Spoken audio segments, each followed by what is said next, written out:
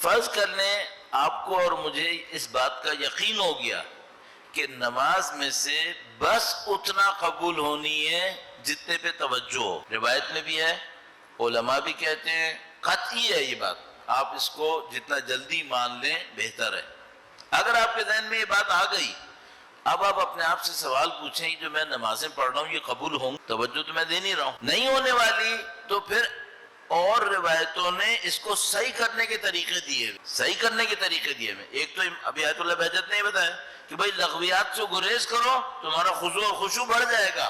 روایتوں نے اور بھی طریقے دیے. کم سے کم یہ کریں ان طریقوں کا سہارا لے کر اپنی نماز کو تھوڑا سا بہتر کر. اچھا ان طریقوں میں آپ کہیں گے پھر وہی چیزیں ہوں گی جس سے خضوع اور خشوع بڑھے گا؟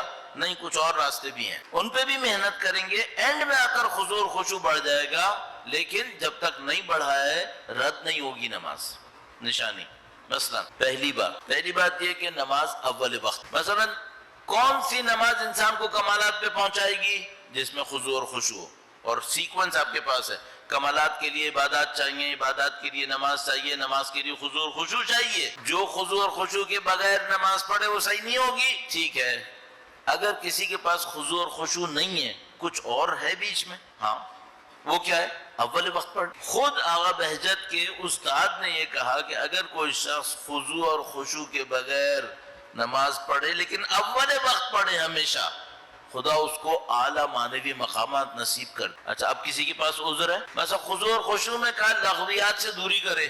وہ کہا میں لغویات سے دوری نہیں کر پاتا، میرے اندر خضوع اور خشوع نہیں آ پاتا. چلو نہیں آ پاتا، یہ تو کر سکتے ہو، اول وقت پڑھ. یہ کر جو میں نے کہا نا حرام کرے گا تو کیا کرے گا؟ اگر خدا نہ کرے حرام کرے گا، اب یہ اول وقت نہیں پڑھ پائے. مشکل یہاں ہے، لغویات والا شخص خضوع اور خشوع چھوڑے گا، حرام کرنے والا باقی بھی نہیں لا پائے گا، وہ باقی بھی نہیں لا پائے گا. تو سب سے پہلے تو حرام سے بچنا پڑے گا. تو پیٹرن کیا بنے؟ زندگی میں حرام سے بچو، نمبر 1. نمبر 2، نماز خضوع اور خشوع سے پڑھنی ہے. ٹھیک ہے، خضوع اور خشوع نہیں ہے، اسٹارٹنگ پوائنٹ کیا رکھو؟ اول وقت پڑھو. اول وقت میں چند پوائنٹس گنوانے کی کوشش کرتا ہوں.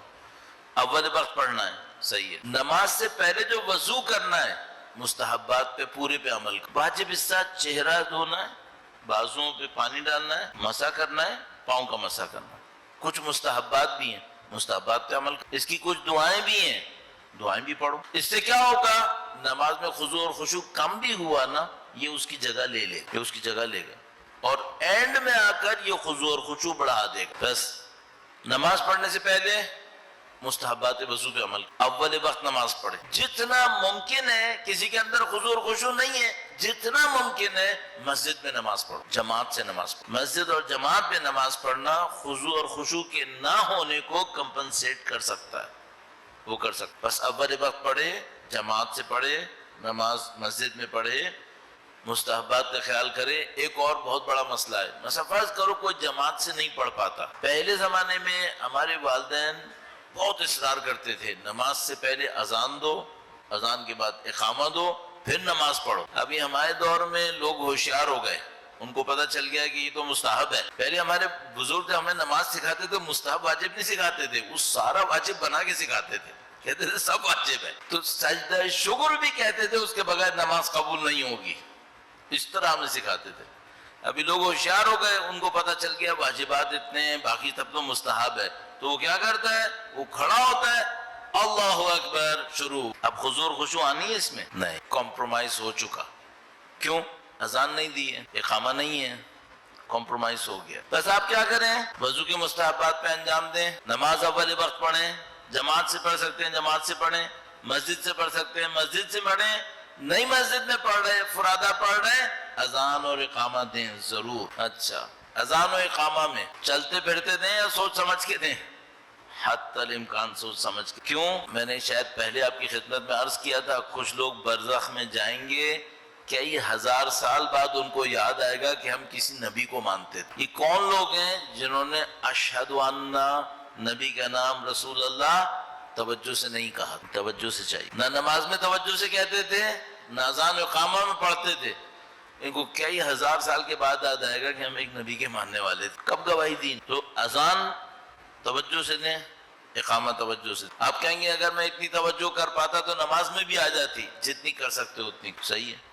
اب ایک نسخہ ہے چھوٹا سا، وہ کیا ہے؟ نماز شروع کرنے سے ذرا سا پہلے، یہ میرے خیال میں آیت اللہ تہرانی نے کہیں پہ لکھا تھا، مجھے یاد آ رہا ہے شاید، اب کسی اور نے لکھا. تو کہتے تھے نماز شروع کرنے سے پہلے وقت کے امام کو سلام، مدد مانگ، مولا میں اللہ کی طرف جا رہا ہوں، مجھے آپ کی نصرت چاہیے، توسل کرو. اور میرے خیال میں آقا بہجت نے کہا تھا کہ نماز شروع کرنے سے پہلے سید الشہداء کو سلام، السلام علیکہ یا ابا عبد اللہ، یا اور جو مشہور جملہ ہے روایتوں میں وہ صلی اللہ علیکہ یا ابا عبد، صلی اللہ علیکہ یا ابا عبد، نماز سے پہلے پڑھ لیا. اذان، اقامہ، وقت کے امام کو سلام، سید الشہداء کو سلام، نماز شروع کر لی. توجہ ابھی بھی نہیں آ رہی، فرض کر لیتے ہیں.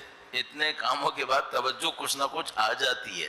فرض کرتے ہیں نہیں توجہ آ رہی، کوئی بات. ایک اور کام کر، پچھلے سال عرض کیا تھا، مجھے نہیں پتا کہ ابھی کسی نے کیا یا نہیں کیا، ہر رکوع اور ہر سجدے میں درود ضرور پڑھ. ایک اللہم صل علی محمد وآل محمد وعجل فرج، واجب ذکر ہے. رکوع میں سبحان ربی العظیم وبحمدہ 3 مرتبہ سبحان اللہ بھی کہہ سکتے ہیں.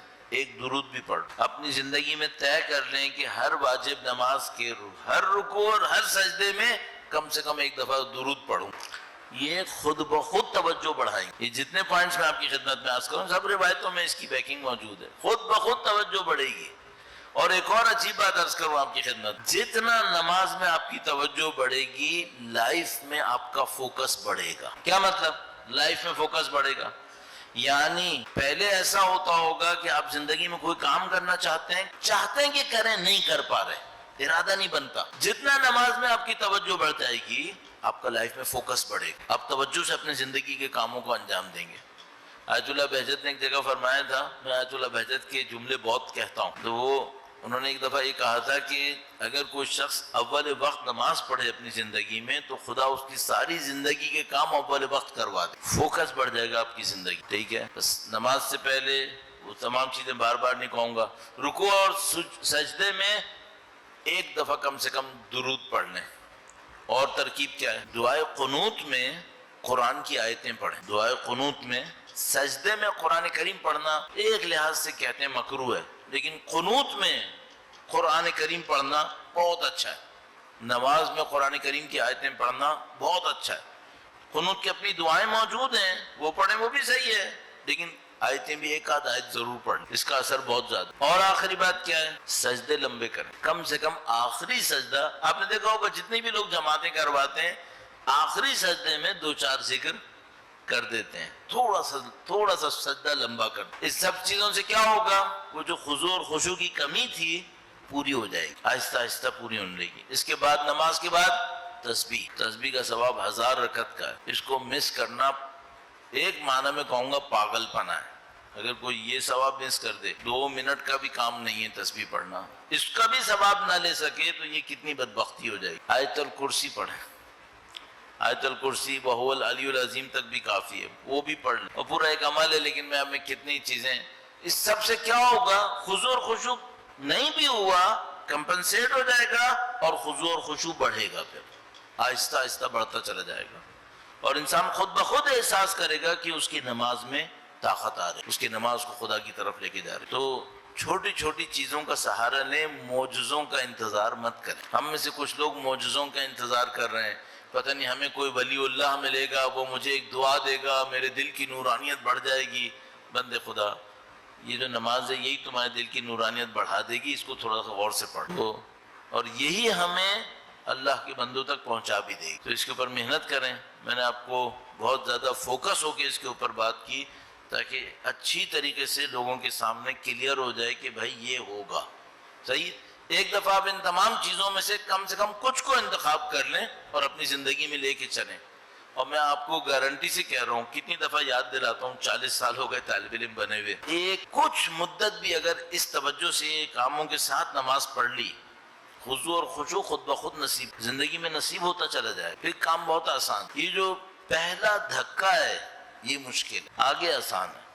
آگے تو پھر اتنی زیادہ سپورٹ ان کی طرف سے آتی ہے کہ انسان ویسے ہی پڑھتا چلا. پھر آپ کتاب بھی کھولیں گے تو وہیں سے کھلے گی جہاں پہ آپ کو دیکھنا ہے, پھر آپ غلط جگہ پہ نہیں دیکھیں گے. ان لوگوں کو جن کو مہارت ہوتی ہے, اتنی سخت مہارت ہو جاتی ہے کہ یہ اگر کسی جگہ پہنچے جہاں منظر غلط آنے والا ہے تو آنکھیں پہلے ہی بند ہو جاتی دیکھے بغیر, ان کو اتنی مہارت ہو جاتی. تو ہم لوگ تھوڑی سی محنت کریں گے تو ہماری عبادتوں میں تاثیر آ جائے گی انشاءاللہ. اور سب سے بڑی بات کیا ہے؟ سب سے بڑی بات, اب آپ یہ تکلف کی بات نہیں ہے, یہ واقعی بات ہے, تجربے سے میں سمجھ میں آتا. جب تک آپ کی آنکھوں میں امام حسین کے لیے آنسو ہے اور جب تک دل میں امام حسین کا غم ہے, سب دروازے کھلے, دروازے کھلے. یہ بہت بڑی نعمت. جب تک آنکھوں میں امام حسین کے لیے آنسو, جب تک دل میں امام حسین کے لیے غم. اللہ کے نبی نے فرمایا ہے سفینۃ النجات, اللہ کے نبی نے فرمایا ہے مصباح. میں ہر مجلس کے شروع میں پہلے شکر بھجواتا ہوں کہ خدا نے ہمیں عزا کی نعمت نصیب, بہت بڑی نعمت. ابھی تو شاید ہمارے کچھ بچے نہ سمجھ سکیں, لیکن تھوڑا سا بھی غور کریں تو بہت کچھ سمجھ میں آتا ہے. یہ خدا کا بڑا احسان ہے, اس نے ہمیں اتنی محبت نصیب کی کہ سید الشہداء کا نام ہمیں ان جذبات کی طرف لے جا سکتا.